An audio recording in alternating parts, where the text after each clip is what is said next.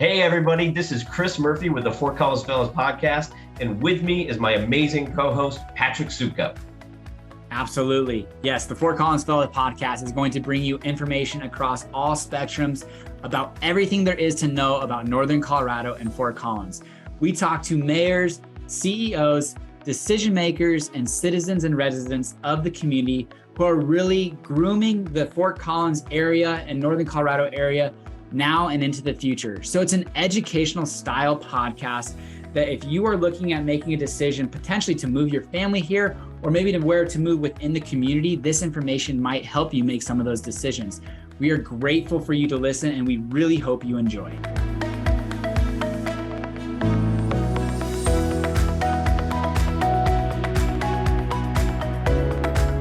Well, sweet. I appreciate you joining us, Joe. We are both local to Fort Collins, and CSU obviously being a huge part of Fort Collins. It's great to have somebody who's really steering the ship and such an integral part of the health of the university in sports and athletics. You know, it's a huge part of, Division I schools, and CSU is continually trying to grow and be a strong force to be reckoned with. So appreciate you joining us today. Yeah, you bet, Patrick. Thanks, Chris. Nice to be with both of you. Yeah, thanks, Joe. This is great. I got a bunch of questions. I'm curious. I asked my wife, we're interviewing the athletic director, and her first thing was, how fast can you run? And I was like, I don't think that has anything to do. Well, he was a swimmer, right, Joe? That's right. I was a collegiate swimmer, not a runner, but a swimmer. Yeah. I told my wife I would throw that in for her. So she's like, great, let me know. Not a bad question, though. You think if someone's leading an athletics department, they should have some in the athletic space, but I got to give her credit, Joe. She went to Northwestern and she doesn't like anything to do with sports, but she still knows the football coach at Northwestern's been there, one of the longest coaches in the country. He's had a ton of success there. He's done a really nice job. And obviously he was a part of their team when he was a student. So Yep. Well, Joe, talk to us a little bit about kind of maybe a little background of you and how you ended up at CSU, and then we'll kind of jump in from there. Yeah, sure. I'm a Midwestern person, grew up in the Midwest in Michigan and ended up going to the University of Michigan and was a student athlete when I was there. So that kind of set a little bit of my path on at least my awareness and interest for intercollegiate athletics as a potential career path. And, didn't drill down hard enough on that and ended up working for a couple of years in a sales and marketing role in Chicago and then in Wisconsin, and ended up in grad school at the University of Texas. And that's when I thought, I really miss the experience of being associated with Division I athletics. What would it be like to kind of forge a career in that space? And while I was in grad school, I got an internship at Texas in their fundraising unit for athletics. And that's where it began for me. I had a awesome experience. It felt like a very purpose-driven career opportunity. I really felt the mission of what intercollegiate athletics does for an institution and for the young people that are involved with it. And so just kept my head down and kept grinding and trying to build the brand and how I represented myself in the workplace. And so I went from Texas to Washington State to Oklahoma to Michigan to be on staff there for 8 years, Texas Tech as their deputy athletics director, chief operating officer. And now I've been here almost 7.5 years as director of athletics here at CSU. And tell you, I've been so fortunate because every one of those stops I'd mentioned, each one of those jobs had been the best job I had at that moment, including this one. I mean, I absolutely love what I do. And congratulations on your new contract, by the way. Yeah, thanks. You just signed 5 years, right? Through 2027? Correct. Yeah. So I kind of forget sometimes I'm a contracted employee. Sometimes at will feels almost better because as you're staring down the end of a contract when the term ends, it's like you wonder what's beyond. And so I was fortunate this spring to be affirmed for another 5 years and couldn't be happier. That's great. Man, that's great. Congratulations. Well, you kind of did the same thing, with the basketball coach this last March Madness. There was probably, we were talking, me and my family were talking that there was going to be some pretty decent eyeballs on him, and locking him up, keeping him here at Fort Collins and at CSU was huge. I mean, obviously he's building a great culture around, and both culture and both strong student athletes and winning, which is both awesome. Yeah, Nico, I mean, there's a lot of great coaches, but Nico's certainly one of those, and has developed our program in a way that I think our fans have responded. It's so much different now with the transfer portal and how you can construct a roster, but I think Nico's tried to stay true to what he believes is going to lead to success, and that's trying to identify first and foremost four-year students and then supplement if needed with transfers. But Nico's extraordinary, and he is a force in the space of college basketball coaching. I feel very fortunate that he feels so good about the Fort Collins community. All the things that we all enjoy here are things that he and Erica really believe in, and they've got deep relationships. So it's, the lifestyle is an easy one for him to embrace. And I think the way that we've supported basketball and the way the community has supported basketball, particularly as he's found higher levels of success, has been great. And hopefully it'll keep him engaged here for a long time. Hey, Joe, you mentioned the transfer portal. Can you give like a Cliff Notes version for our listeners and viewers of what's going on with that? I mean, you hear it all the time with, the NCAA and all these sports, but what the transfer portal, if you can give us a rundown of that. Yeah, probably I think about, my timing might be off a little bit, but I think it was 3 years ago. In the sport of football, men's basketball, you were restricted to a one-time transfer, but you had to sit out a year in residence. So if you decided to move from one university to the next, you couldn't compete in that most immediate season. You had to sit out a full year. Okay. You could be on scholarship, but you weren't able to compete. And that was unlike all the other sports. There was more fluidity. Students that were participating in Olympic sports could transfer and be immediately eligible. So the NCAA made a decision to just uniform the transfer rule. And so football and men's basketball for the first time, and women's basketball, were then allowed to transfer still one time, but they could be immediately eligible. And so they, as a way to facilitate and help students that were interested in doing that, the NCAA created the transfer portal, which sounds like a little bit like Star Trek, but it's not. So a student just raises their hand, fills out the appropriate paperwork, informs their current institution, and then their name gets dropped into the transfer portal, which is a viewable database by every Division I school. So then that helps them with basically the marketplace of where they might find schools having interest in them, and then they can begin the dialogue with another school, decide if that's the right opportunity for them, and then pivot to that new opportunity and play immediately. So whenever they are on campus, they're ready to go. So it's changed. I think in a lot of ways, I think it's a very good thing. Everyone wants flexibility and opportunities in their life. But the other thing I think that gets missed is, the transfer rules, the previous ones were put in place to help maximize and optimize academic success. And so if a student transfers, multiple times in their career, it's an inhibitor to success in the classroom, because that makes sense. Oftentimes, the work that you did in another school, that the credits earned aren't automatically going to slide into the other school, particularly in your major. So you can get behind, and your eligibility clock is still, at 4 or 5 years if you've redshirted. And so you could end up exhausting eligibility and not have your degree, and still, have 30 or 40 hours to finish that are on your own dime potentially at that point.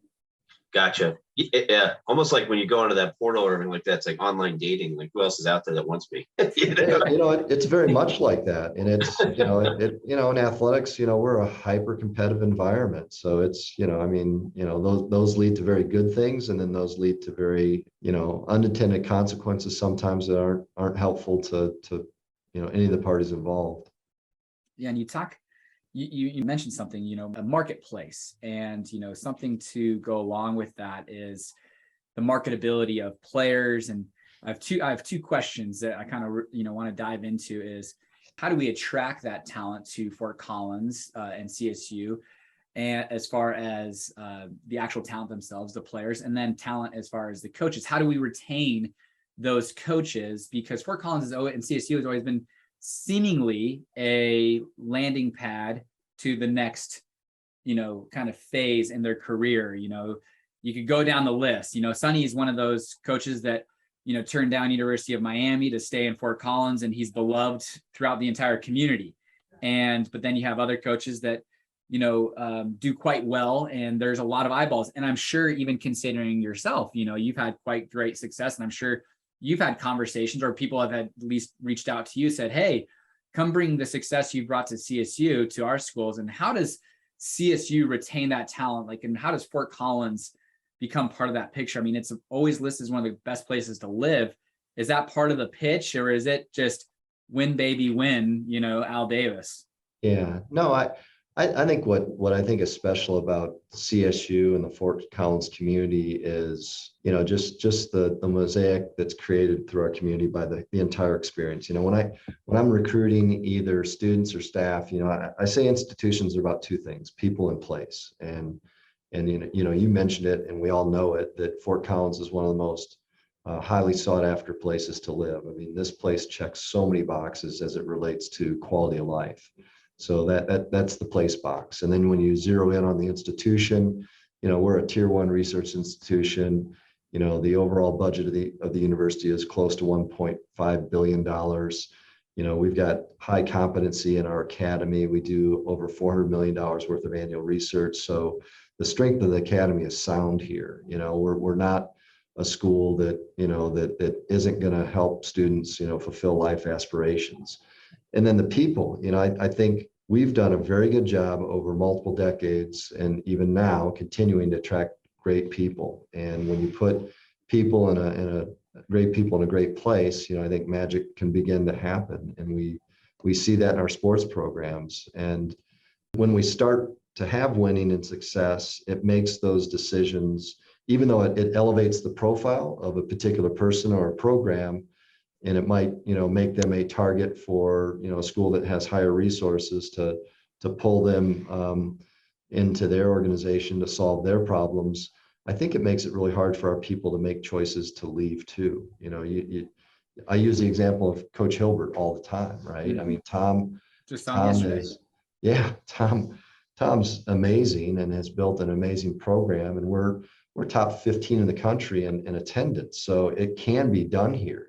He's accrued more conference championships and more postseason play than any other volleyball program in our current peer group. And for that matter, by any measure, most schools in the nation. I think Nico is the same kind of person. Ryan Williams in women's basketball, had an amazing thread of 4 consecutive conference championships, and they're pulling themselves back to that level again. I think soccer's developing. Jay Norvell, who we've got in football, is an extraordinary leader and an incredible coaching talent. And what each of these coaches is charged with doing is creating an environment that is sticky. And when I say that, you talk about the transfer portal, we want to identify talent that we can develop to help us win. We want to win with integrity. We're not going to compromise ourselves for any short-term gain by, usurping a rule or putting the institution in a position where, we diminish the brand. But, if you can create a sticky environment, a place where kids feel like they're being fulfilled, where they're developing, where they're winning, where they're, getting prepared for life beyond, it just helps, the entire enterprise advance. And, we've got 16 varsity programs. The expectation for each of them is that they perform within the top 3 of the conference. If they're doing that, they're gonna rise up, every so often and bring a championship trophy home. And championships really frame the experience in an extraordinary way. I had the good fortune as a student athlete to be a part of championship teams at Michigan.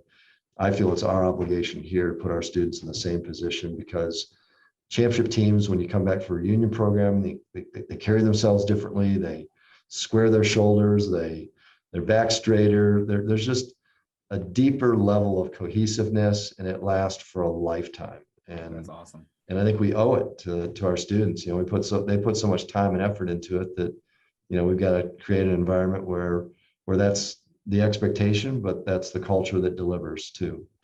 I was I wanted to get your thoughts. Mention championships and CSU, whether this the volleyball and the basketball. Years ago, I was in the golf industry and got a chance to get to know Pat Hayden pretty well when he was the athletic director at USC. And I asked him, and I was just curious, and that's why I couldn't wait to talk to you today and just kind of pick your side of it. But he was like, Murph, he's like, at the end of the day, now he's coming from USC now. He goes, the football program basically subsidizes every other sport. The money that they make, now USC is obviously USC. How does that work with CSU in the football program? I mean, the guys are playing Michigan. We were talking about it before we kind of got going today. That is a big national televised game Saturday, a ton of eyeballs on it. And I have to assume that CSU is going to be, make a good amount of money from that. It's going to be good marketing, good recruiting. You guys are going to have your commercials out there. How important is the football program in terms of providing funding for these other sports, other 16, varsity sports that you guys have? Yeah. So, our budget each year is just over $50 million.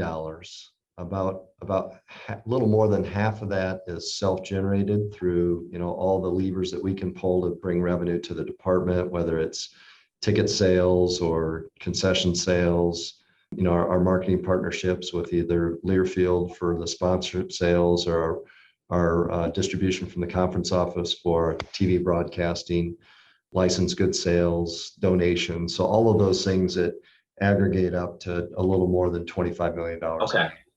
And then we get direct institutional support from the university, which is in the form of just, a direct subsidy to support athletics.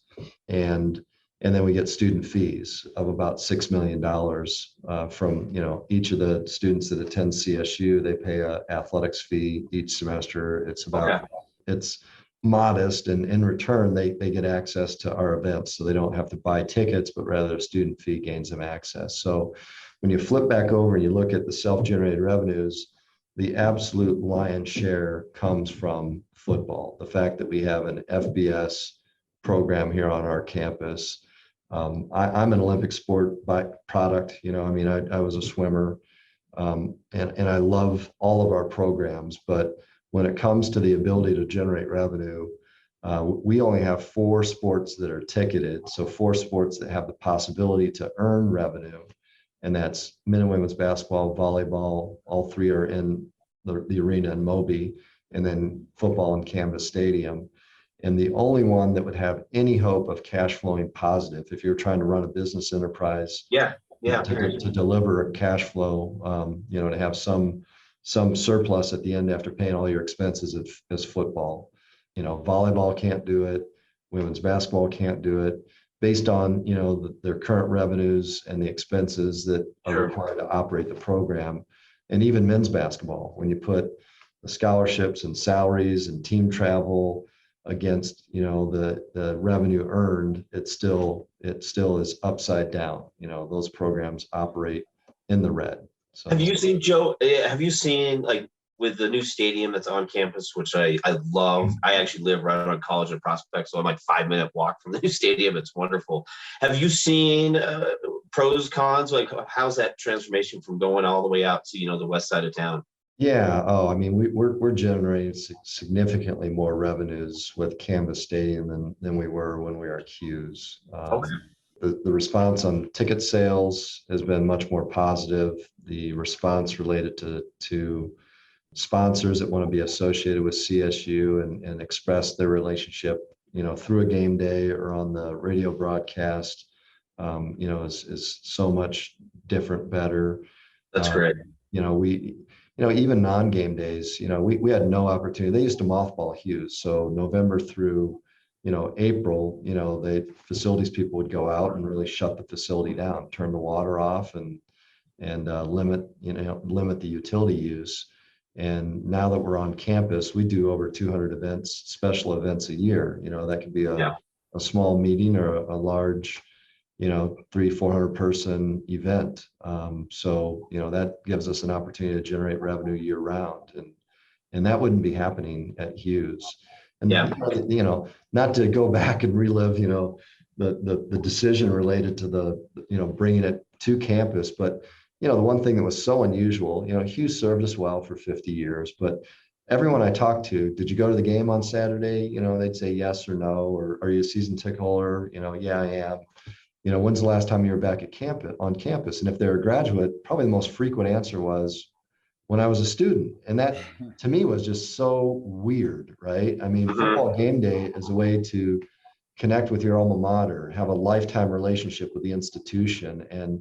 And we have that now. So moving forward, you know, the last 5 years and what we'll have moving forward is you hear now, well, you know, yeah, last game I walked across campus. I had my son or my daughter with me. We looked at my dorm. I pointed my room out. We went to the Lori Student Center. We walked across the Great Green. You know, I relived all these great moments. You know, that to me put us at a deficit for 50 years where we just didn't have that connectivity, right? Well, 100%. Like I love going to I've done a lot of work with Ram Strength, and they do a big tailgate. And like I tell anybody who's never been to a home game at CSU with a new stadium, the energy and like, you know, you ride your bike over there, walk over there, it's awesome. Like I tell everybody, you got to try it out.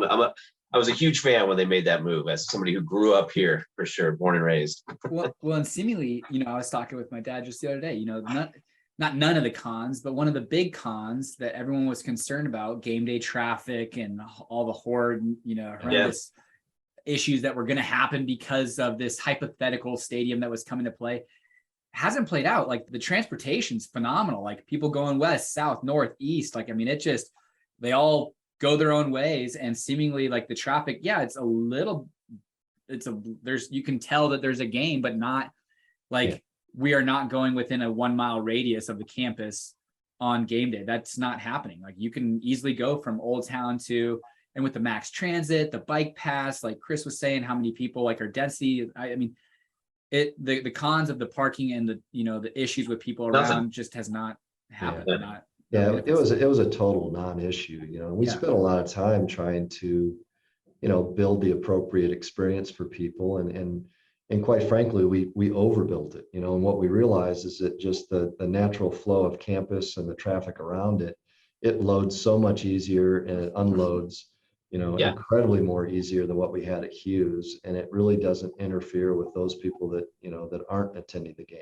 You know, it doesn't inhibit anyone else's ability in the community to kind of move around on a game day. So, you know, we're thrilled with it. We want to continue to build the experience. And this year, you know, we've got really, really favorable kick times, you know, that we don't have any control over that. You know, those are dictated by our broadcasting partners, but, you know, there's not a game that we have that kicks later than 5 p.m. And that's awesome. That's unusual. That is great. Yeah. It got there was, for the last 3 years or so, it got pretty late, you know. I mean, midnight 1 o'clock by the time you were getting home after a game, and you'd see students, you know, kind of leave the stadium after the first quarter, whether that was going to hit the bars or whatever. But now, you know, they can go to the game and then they can go to their after party, I guess. Yeah. It makes, you know, and I tell you, you know, you mentioned students, you know, and I failed to even bring them up until this point of the conversation, but you know, they're probably our most important stakeholder group. You know, this is all about them. This is all about an opportunity to create an experience, you know, for them to create camaraderie and memories and make it, as I said before, you know, sticky, right? So that they feel really compelled to have a long-term relationship with the institution. And they've responded, you know, as we've, emerged from the pandemic, and we had fans and stands last year. The first 3 home games, we exceeded the capacity that we'd identified for students, because we hold about 10,500 seats, and we were well over 11,000 each of the first 3 games. So the kids were incredible. And then you dial back to the spring when basketball had, you know, its really special season. We had 5 sellouts. The last 5 games were sellouts. The first 2 of those 5 were really driven by students. We just kept letting students in the building until the arena was full. And you know, I mean, we got to keep that going. It's just because they create the atmosphere, right? They create the energy, you know, and they make the other people that are in the stadium, you know, those of us that are older, respond to the energy that they feed to the field and to the play that's happening. So, and Moby can get rocking. I mean, Moby is a very cool venue, and you know, it's, even though it only holds like 7,500 or 8,000 or something along those lines, but it's such an intimate atmosphere. Like, you're right. I mean, it is a cool venue that Yeah, can really I love Moby. I mean, it's the concourses are constricted. It's difficult to get to the restrooms, concessions, but once you're in your seat and you're focused on the game, there's not a better It is place great. in the West to watch a basketball game. It's a great environment.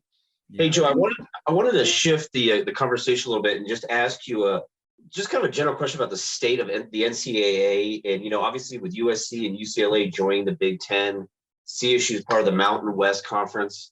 As an athletic director at a huge Division I school, what are your thoughts of what's going on? It almost feels like it's turning into the Power Four conferences are just taking over. And are you worried about the little guy or the Mountain West kind of being left behind? And what are your thoughts on what's going on with overall sports? On the one hand, I'm disappointed. The economic influences on our space. I call it space. I'm hesitant to say industry, are what we see in everything, right? I mean, there's always a desire to consolidate. At the top with the stronger, more prevalent brands, and I think that's what we've seen in college athletics, particularly college football. This is all about football. It's about nothing else other than football. So the last 20 years, there's just been, this momentum carrying us forward, and the decisions that were made in the SEC and the Big Ten over the last 2 summers are just those examples of those moves. And so where does that leave us? I've always said, since I've been a part of CSU, we have a desire to play at the highest level possible of Division I sports and FBS football. And, and how do we do that? We've got to do our best to be the very best version of CSU we can be each and every day. And, all these assessments right now are being made on, metrics about how people engage around your program. Fans and stands, social media platforms, your broadcasts, when your content reaches, a television audience, who's watching and how many. So, it's up to us to, that's why we've had to fix football. We've got to figure out a way to get football successful and staying at a high level of play. And when we're doing that, I think we've got a genuine opportunity to remain at the highest level of play. But there is something different happening right now. There may be, we've always talked about the autonomous 5 for the last, 7 or 8 years.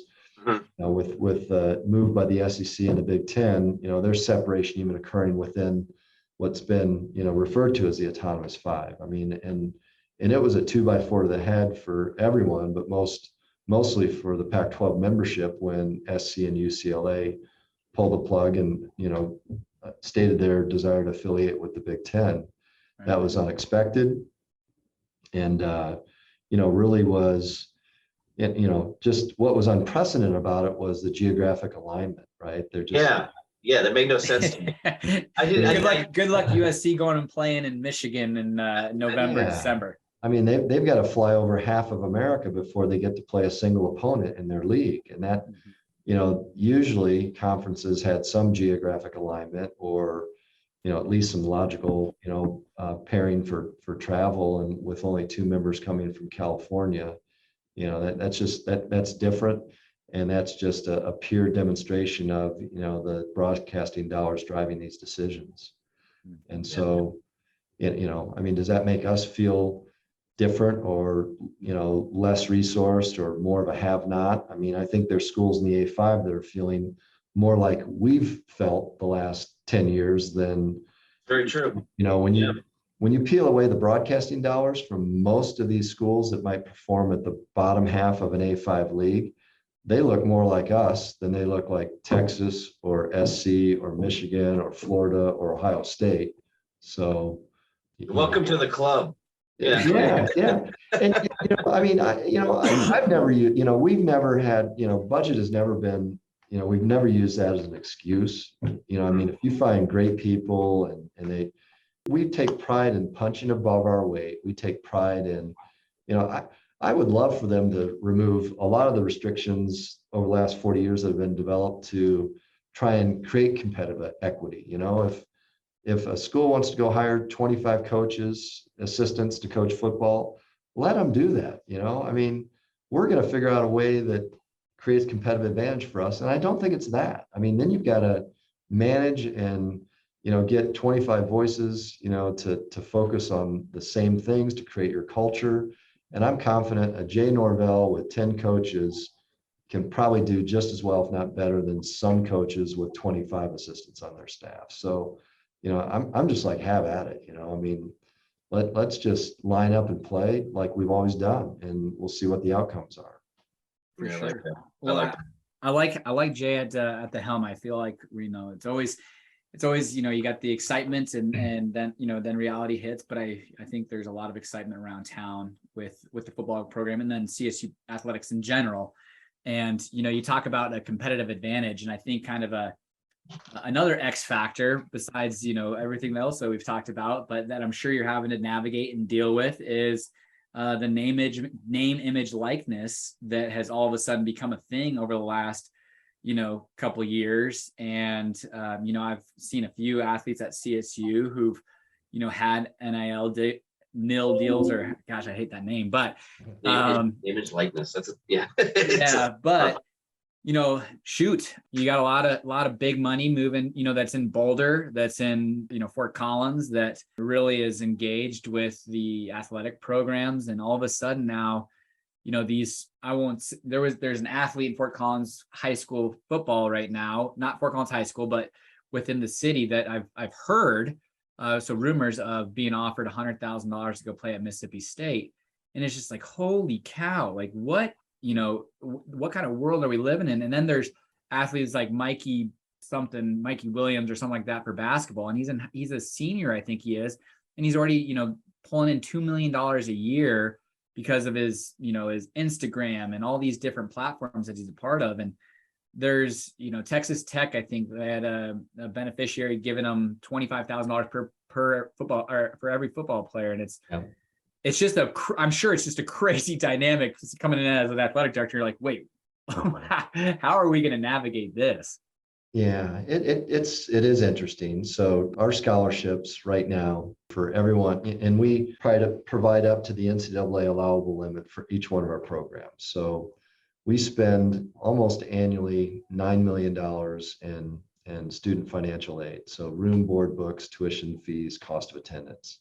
So $9 million is what we flow to students in the form of their athletic financial aid. And NIL is, it was permissible beginning July 1st of 2021. And the true intent, that was to allow students to take their name, image, and likeness and build a business enterprise around that and be compensated for whatever quid pro quo service that they were doing. And so it was, it was viewed as, businesses that might want to associate with a particular personality on a roster that they thought would be beneficial to elevate awareness for their brand. They could do that. And we've had here some really true bona fide NIL, programs or student athletes that have benefited from that. Notably Trey McBride last fall, David Roddy in basketball, Trey in football, David in basketball. McKenna Hoffschild on our women's basketball team has a few NIL deals, and others do as well. When you look at an aggregate across the country, the reported data, the average earnings by NIL is less than $2,000, like $1,400, $1,500. But then you hear, you do hear these extraordinary reports, and those are probably more affiliated with maybe an unforeseen development in the NIL space. And that's what we refer to now as collectives. So that's where just a group of boosters get together, pool dollars, and then they manufacture a quid pro quo opportunity for a student, and they flow cash to them. So it's probably more pay for play. And the troubling thing is that you've kind of described, Patrick, is that it's ending up in the recruiting cycle as sort of an inducement. If you come here, our collective will pay you, fill in the blank, whatever. And that is not what was intended. But I don't know, we'll see where it lands. I think, the NCAA, which is, it's a membership organization, it's made up of us, right? Every school that's a participant in Division I athletics and in the levels 2 and 3 levels too. But, I don't think there's any appetite at the NCAA level to try and qualify market value. So we'll still hear and see, I think, some of these extraordinary NIL deals that are kind of positioned through a collective. Interesting. And I don't know if that's sustainable though. I've worked in intercollegiate athletics for 30 years. I was, majority of my career and even now, very focused on fundraising. And I don't know that people are going to have the appetite to continually invest in a collective if they don't see the desired returns. If it were all about budget and spending, there's about 5 schools in the country that are well over $200 million, and all they would do is mail their budget in and send all the trophies to us. But that's not how it works, fortunately. So yeah. Yeah. No, that's kind of a good point, and I'm sure they're kind of the outliers of, the Clemson quarterback and things of that nature. And obviously you hear that because it gets tons of publication or, publicity. But one of the things you talked about earlier was, integrity, and buying wins. It doesn't taste very good. Yeah, but we've got to figure out a way to make this the most attractive opportunity that we can. We responded a few years back when cost of attendance was permissible, so that was an enhancement to scholarships. There's been a Supreme Court decision that's referred to as the Alston case that allows a university with student athletes to make academic awards of up to almost $6,000 per academic year.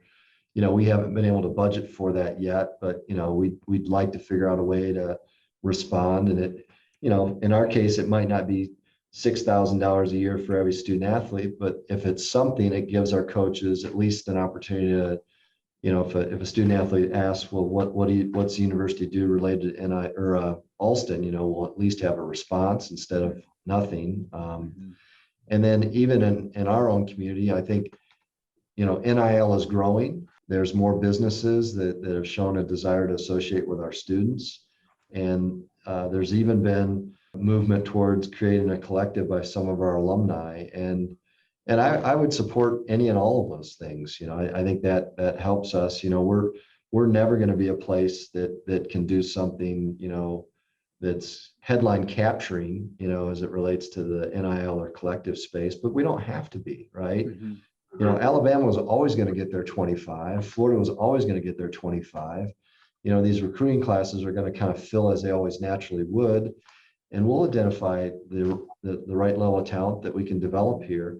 Now, the challenge will be, you couple NIL with the transfer portal, and there may be moments where it won't feel very good to us if we've seen a student develop under the tutelage of one of our head coaches within our programs for 1 or 2 years or 3 years, and then suddenly they pivot and go somewhere else for their final year or 2 of eligibility because the NIL deal was better. And I think the way we combat that is, we figure out a way to create, a really healthy environment where, teammates love their teammates, where they love their coaches, where we're producing wins, and we're fulfilling most everything a student is looking for in kind of that core experience. And then it makes it really hard. Do you pivot for some short-term gain, or do I ride out the place that's invested in me, that's helped me become who I am? Do I leave my teammates for the uncertainty of how I'm going to create a role on a new team? I think it requires us to amp up our game to be the best version of who we can possibly be in every way. Well, and clearly you guys are, because honestly, my money was on Isaiah Stevens leaving this last year, and him sticking around really shows that he's dedicated to the culture and to the team and to his teammates, and what Coach Nico Medved's doing there. Because shoot, with Roddy going and then being kind of a 1-2 punch, so that was really exciting to see him commit to CSU for the long term, because he could have easily been very sought out from all of the Power 5, top 25 schools. And I think he sees a lot of what CSU can be. Yeah. I mean, and a guy like Isaiah, he'll have his NIL opportunities here. He already has created some traction in that space, but you're right. I mean, he came here for a reason, and, he wants to fulfill that. He wants to be a part of, putting us on a track where we're, accumulating championships. And when you leave, you effectively are kind of starting over. That's sometimes hard to do. The window to be a student athlete is a short one. It closes pretty rapidly, and every year, every season is valuable. And there's risk when you go somewhere else. You don't know the environment. The coaches aren't as invested in you, and it can be, it can. I think transferring right now has probably led to more unfulfilled expectations, and Grass isn't always greener. yeah. And finding more of what they felt they needed. So Joe, as a former, you're a NCAA athlete, everything like that. One of my questions I just have is, what would you tell a incoming freshman that is going to be playing sports at CSU, whether it's basketball or football, or what are some tips that you would tell somebody coming into a system like that? Because obviously it's much different than high school, and you talk to like even professional athletes, like NFL players, and it's like, when they were playing in high school, it was a great team experience. And then as they get to college, it became more like a business. And then by the time they were in the NFL, they were their own little company on a team and stuff like that. So these young kids that are coming to CSU playing sports, what are some tips and advice that you would tell them? I think first, I mean, I just parrot some of the thoughts that were shared by David Roddy. I don't know if you saw the little video capture after he was drafted 23rd in the nation. I didn't. By the NBA, but he said, basically don't get, I'm paraphrasing, but don't get focused on the glitz and glamour of a particular brand. Go to a place where you can trust that the coaches are going to invest in who you are and develop you. And in many ways, I think David made the unpopular decision to come to CSU when he had opportunities to play basketball at the A5 level in his hometown at Minnesota, and go to your wife's alma mater, Northwestern. But he chose CSU because he believed and trusted the coaches that are here. And obviously that trust paid off. And I tell any student that's kicking the tires on CSU, our coaches are committed to your well-being and to developing you to be the best that your potential will allow you to aspire to be. And I also tell students, this experience is hard, and it's going to be hard anywhere you go, but and it should be. And if there's people that care about you at a place, they're going to demand that you make yourself uncomfortable. And it's in those moments where you push through adversity where you find the greatest moments of growth. And so I tell them, be prepared. You're going to be pressed in every way, academically, athletically, socially, to be the best version of who you can be. And it's up to you to how you respond around that. And I think too, they're going to be a part of a wonderful, amazing community, that we've talked a lot about. And they're going to get, take advantage of being a part of a world-class research institution. There's a lot of things outside of athletics that can help you grow and develop and fine tune what your future aspirations are going to be. So don't miss out on sampling and exploring those opportunities. But I'm proud of what we offer to students. I believe in the package. I think one thing that I've really come to really appreciate about CSU is, we're a land grant school, and I think we live that mission every day. And that's about access to education. 25% of our students across the entire student population are first generation. And if you find your way to a college campus and you earn a degree, you have forever transformed not only your life, but the life of your family. And I think athletics lives that each and every day. When you look across our rosters, we've got a lot of students that wouldn't have had the financial means to have been a part of a university and experience higher education. And I think we serve the mission of the institution in a remarkable way, and I'm proud of that. No, that's great. And, I think it goes to everything you just said. I think this year is the highest freshman incoming class in the history of CSU, like in terms of the number of kids coming in. I think I read that. I don't know if that's right, Joe, but Yeah. Joe, Patrick and I can attest. We talk to families all the time that are moving to Fort Collins from all around the country, and that goes to show just on the numbers that are coming into CSU as well as these kids keep moving here. Hey, I've got we've got one question that we usually end with, and this one, but I have another question that I don't know if we can really dive into it too much, but talking about CSU being a land grant program, kind of the trajectory of CSU right now. CSU is looking for a president, and if you could, they had a kind of a community outreach of what people were looking for in a president, and if you could just kind of sum up of what do you think would make a great CSU president for the next, hopefully 10, 20 years. Yeah. Someone that loves intercollegiate athletics. Yeah.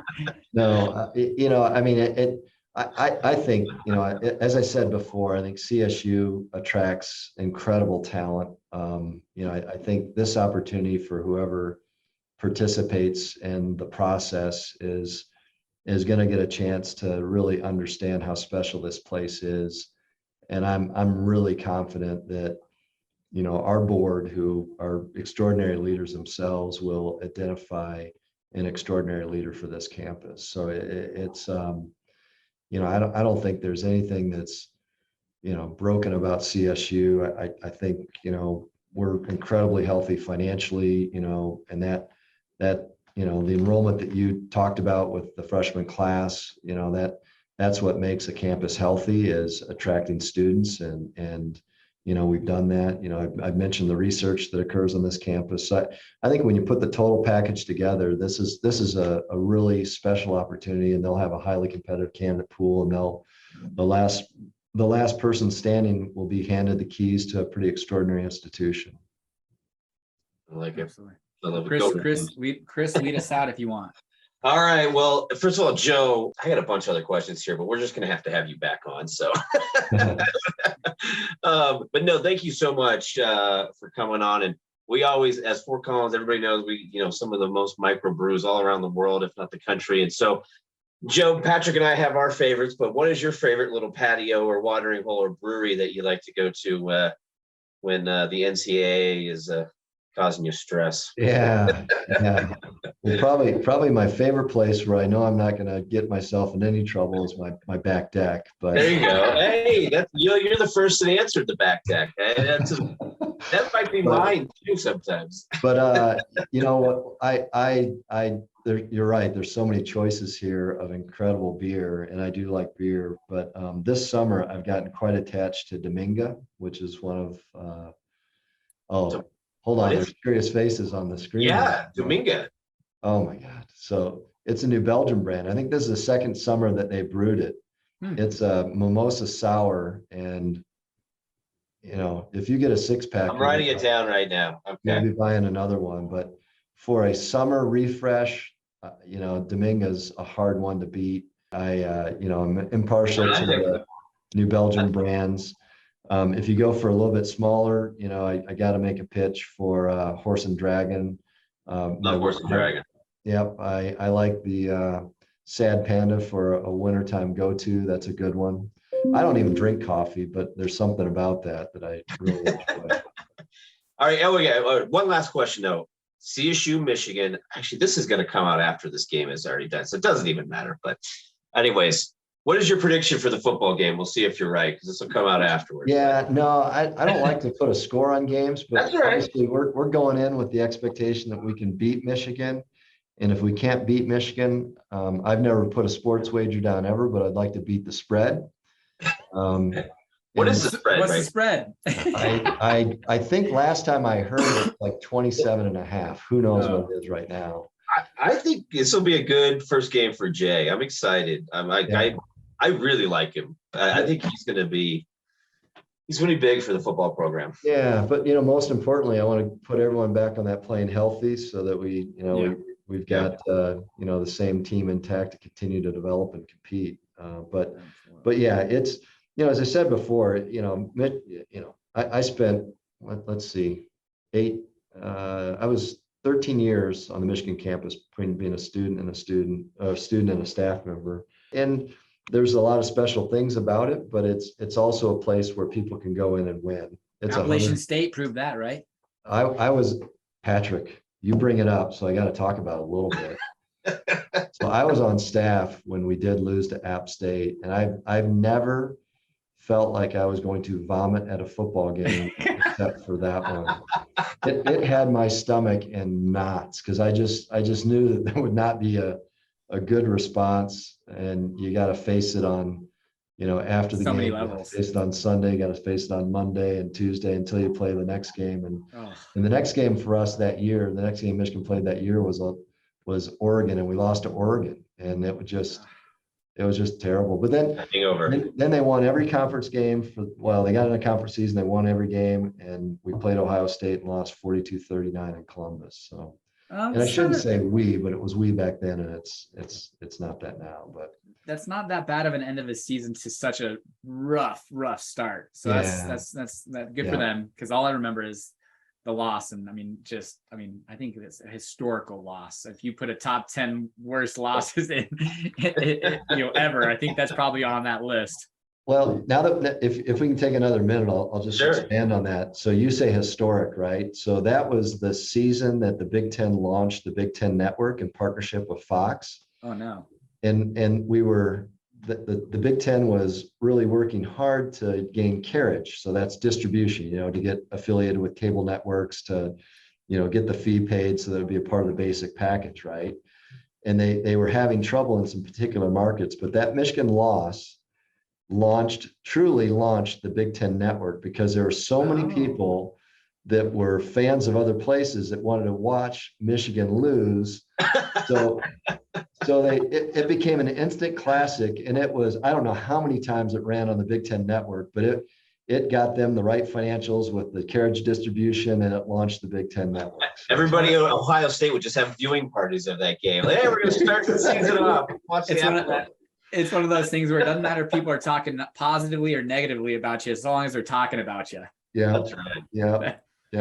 Well, and then great. One more thing, they bust up from North Carolina, beat Michigan, picked up their guarantee check, and bust home. So it was amazing for them. Yeah, you get paid. You always forget that, you get paid those type. And gosh, how could you imagine writing that check, just saying we just lost to. Here you go. You sign those contracts expecting a victory, and it's like, absolutely. When you got to pay the loss, it's for the loss. It's awful. But yeah. Oh, that is too good. I love that story, Joe. That's a great way to end it. Well, we're going to have you back. This was too good. This is too good. I had too many more questions, but we got more stories as well. We'll have to dive into those. Absolutely. Appreciate you, Joe. Thank you for joining us, and good luck to this year. Yeah, thank you. Football, basketball, swimming, track. Go Rams. Volleyball. Good luck to you, and wish you all the success. Thanks, guys. Appreciate it. All righty. Go Rams. All right. See you later.